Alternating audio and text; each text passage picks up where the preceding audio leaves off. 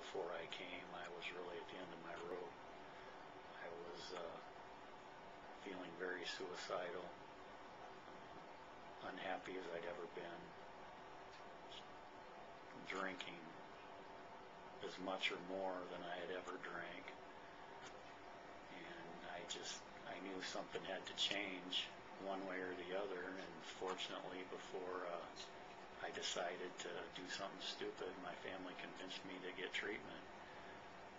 But I mean, it's something that obviously has been building my whole life. I've always struggled with depression and anxiety. I've always kind of felt like an outcast. I never really fit in school. My grades were bad. I had a hard time concentrating on things, and I was just generally an unhappy person. And then in probably my early 20s, I really got socked with anxiety, and I didn't know what it was at the time, but I knew drinking eased it at first at some point, and I couldn't tell you exactly when. It contributed to it more than it helped. But yeah, drinking has just been kind of a part of my life for a long time, and it just kept escalating and escalating and escalating. At one point, I did sober up for 9 years, but it certainly wasn't a recovery. It was, as they call it here, a dry drunk. Nothing had changed except the fact that I wasn't drinking. I was still unhappy and lonely, and I had all the same feelings and was doing the same things. So, you know, that was bound to fail, and it did. But yeah, my life had become very unmanageable. My family had had enough of me. My wife was about ready to throw me out. My son couldn't stand me. Pretty much alienated all my friends. I was at the point where I would just sit in the basement and drink by myself and get numb, check out. In Sedlacek Treatment Center, did you find some respite from it, or some? Sedlacek was amazing. Well, I didn't know what to expect when I came here. You know, I've heard of Sedlacek. It's been around a long time, but I really had no idea. I figured if anything, I was going to come in here and sit in some classes, and they were going to teach me how to stay sober. But that's not at all what it was about. The first few weeks were kind of rough. Not just with staying sober and not drinking, but they started teaching me things here that just sounded ridiculous. I mean, there was no way I was going to do some of the things that they were saying I needed to do, because they were just silly. I thought there was no way that was going to work. And that's kind of the attitude I had. And, you know, with my low self-esteem, I always assumed that my drinking, I mean, I knew I was an alcoholic. That was pretty obvious. It's been obvious for a long time. But I always assumed it was a weakness, and I was ashamed of that, of being weak, and that made it hard for me to accept that I could regain control of my life. I just assumed I was too weak.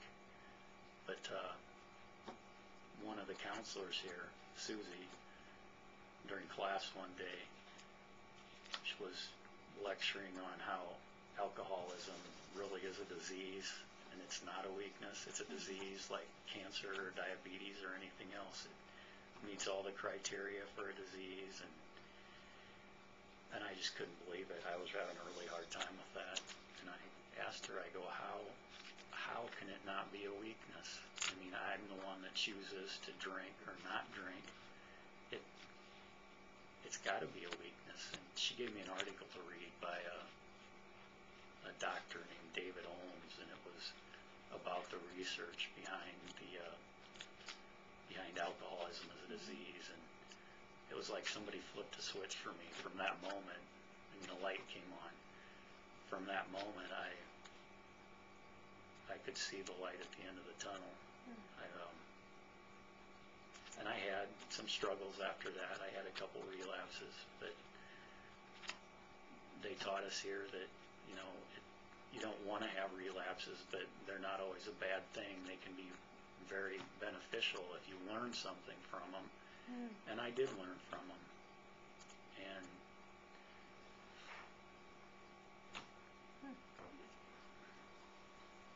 I learned that it's not a failure to have a relapse. Most people think if you have a relapse, you're failing, that you're weak. And I learned that that's not the case, that it's a success as long as you learn from it.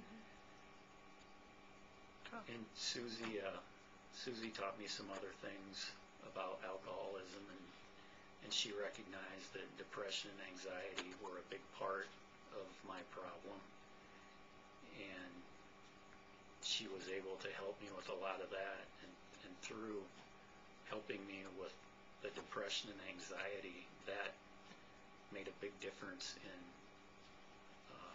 my recovery from alcoholism. She gave me a lot of books to read, a lot of worksheets to do, and even on my own, I went out and found more books to read about anxiety and depression and alcoholism and how they work together, and how to combat them, how to live with them. And the education for me was the most important thing. And some of those silly things that they were telling me to do, I decided, I'm here, I want to make this work, I'm going to try them. And as goofy as they were, they actually worked. It was very surprising. And there's only so much they can do here for you. You have to do the work. And once I realized that I had to do it, that they couldn't do it for me, I was able to throw myself into it and do what I had to do, and see the benefits and feel the benefits. And it just grew from there. I mean, it was a wonderful experience. I'd like to say that they saved my life, and in a way they did, but technically they did better than that. They taught me how to save my own life. They taught me how to maintain my sobriety when I leave here, and it's just been life-changing.